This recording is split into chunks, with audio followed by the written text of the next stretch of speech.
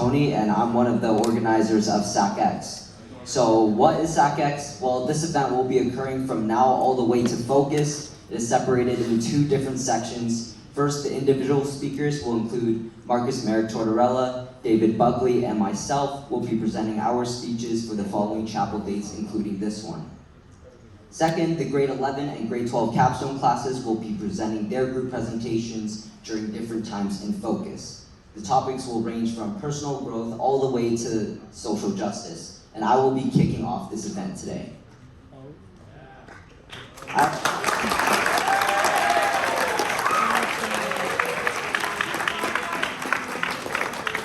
I actually wanted to start with a funny story that I was told not so long ago.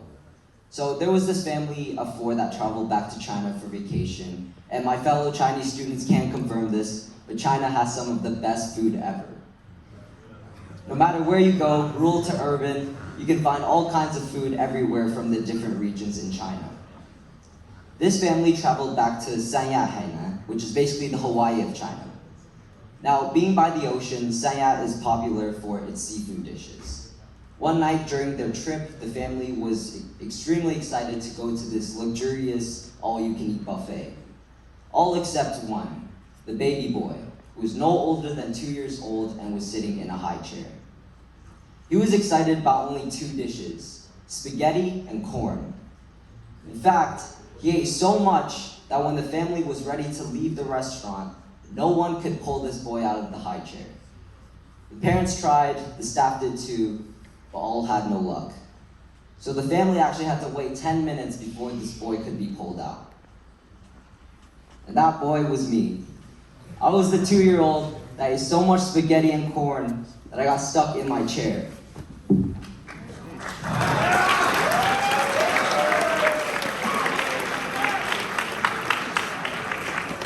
Now, as a kid, I had an insatiable love for food, and I still do. Except I didn't love working out or playing sports, and that was why I was very overweight. I never really saw a problem with my body, and everyone would tell me I was a growing boy, so I had to eat a lot.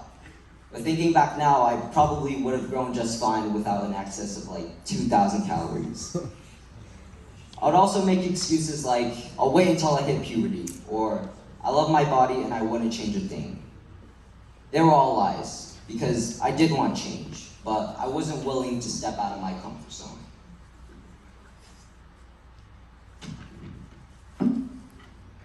It wasn't until grade 6 that I decided enough was enough. I wanted to lose weight and become an athlete. Now, for some context of why I wanted to do this, from grade 3 to grade 5, I was essentially always last in my school's annual track and field events. Nobody thought I could do what I wanted to do. Heck, I didn't even think I could do it. But somehow, I had the patience and perseverance to train consistently. I lost some weight and I was way faster than I was in the past. Unfortunately, I still didn't win a ribbon or anything that year, which was my goal at the time. But hey, I didn't come last in any of my events. However, 3rd last isn't so great either. I was sad, obviously, because I didn't reach my goal, and all of us have probably felt the feeling of falling short of achieving something at some point in our lives. But I realized that for the first time in my life, I had set a goal for myself, and I had a drive to achieve that goal. Now, this drive has affected every aspect of my life and opened so many doors for me. I would say one of my greatest attributes is my work ethic. I'm probably one of the shortest in Ketchum right now, but I'm still playing basketball on the school team. Though I'm not the best player, it's something that I thought was impossible like 2 years ago. I was also an extremely introverted kid, afraid to speak up in any circumstance. Yeah, younger me was a master conversation killer. Not in a good way, because I killed every conversation in like 5 seconds. Now I'm talking to you guys about subjects that I would only ponder in the safety of my own mind not long ago. If you thought this was my don't give up on your dreams or prove them wrong speech, yes, partly, but that isn't my main takeaway. Because actually, until a few months ago, I wasn't proud of anything I achieved. None of it.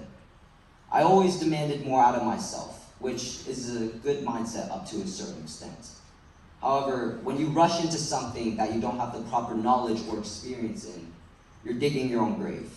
That is exactly what happened to me because I had this unhealthy obsession of comparing myself to others.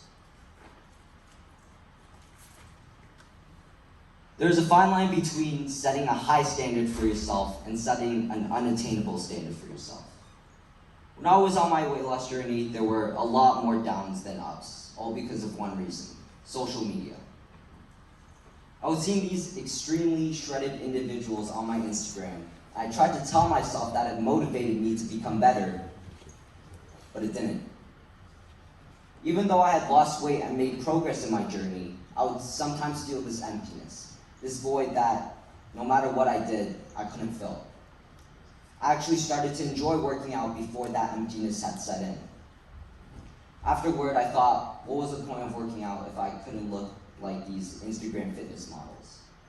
And so, I gained most of the weight back. I doubted my ability to become a better version of myself. I wouldn't get picked up for basketball runs at LA Fitness. And yes, it's a bit odd, but I do runs at LA Fitness because people thought I was too small to play. I doubted my ability to become a better basketball player. I wouldn't do as well as I hoped on an assessment when all my friends around me aced it with ease. And so I doubted my ability to become a better student. I saw everything as me against someone else, and this unhealthy obsession with comparing myself to others has stuck with me my whole self-improvement journey. It was this tick on my back that I wanted to get off so bad, but couldn't. And I didn't know how. Until one night, something changed my mindset completely.